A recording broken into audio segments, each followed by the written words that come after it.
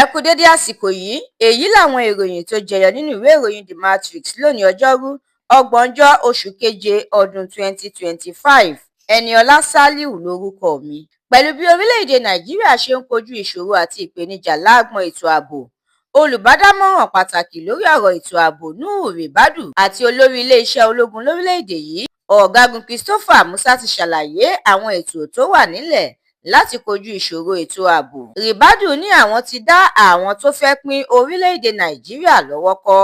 Ìjọba àpapọ̀ ní lábẹ́ bó ti wù kó rí, ìgbésẹ̀ ń lọ láti gba àwọn ọmọbìnrin Chibok tó kù kúrò lákàtà àwọn ajínigbé léyìí tí kò yọ Leah Sharibu àtàwọn yòókù sílẹ̀. Musa ní àwọn yóò tẹ̀síwájú láti máa gbógun ti àwọn ọ̀tá orílẹ̀-èdè yìí títí tí àlàáfíà yóò fi jọba. Ìgbìmọ̀ tó ń mójútó ọ̀rọ̀ owó níná ní ilé ìgbìmọ̀ aṣòfin àgbà lórílẹ̀-èdè yìí ti fún iléeṣẹ́ NNPCL ní ọ̀sẹ̀ 3 péré láti dáhùn sí ìbéèrè bí 210 tírílíọ̀nù náírà ṣe rìn tí kò sì ní àkọsílẹ̀. Ọ̀gá àgbà iléeṣẹ́ NNPC ìyẹn Ojúlárí ti sọ̀rọ̀, ó ní òun ṣì nílò àkókò díẹ̀ láti ṣe àwọn iṣẹ́ ìwádìí.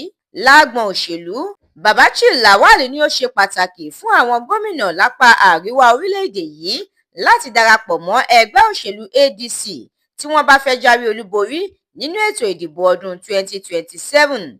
Àìbalẹ̀ ọkàn nípínlẹ̀ Benue pẹ̀lú bí àwọn darandaran kan nílùú Mbazum níjọba ìbílẹ̀ Ukum ṣe gbẹ̀mí arákùnrin kan torúkọ rẹ̀ ń jẹ́ Lucky Setim.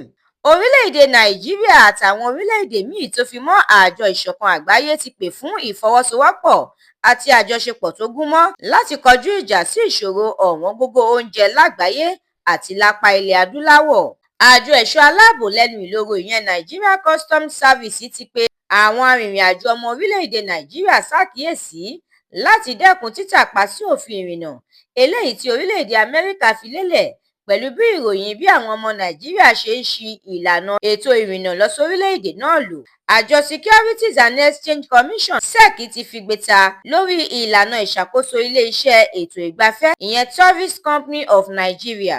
Ìròyìn eré ìdárayá, àjọ tó ń rí sí ọ̀rọ̀ eré ìdárayá lórílẹ̀-èdè yìí ti gbóṣùbà káre fún Ààrẹ Tinubu fún bó ṣe fi àmì ẹ̀yẹ àtàwọn ẹ̀bùn lóríṣiríṣi dá àwọn ikọ̀ ẹgbẹ́ agbábọ́ọ̀lù obìnrin orílẹ̀-èdè yìí Super Falcons lọ́lá lẹ́yìn tí wọ́n jáwé olúborí tí wọ́n sì gba ife ẹ̀yẹ ilẹ̀ adúláwọ̀.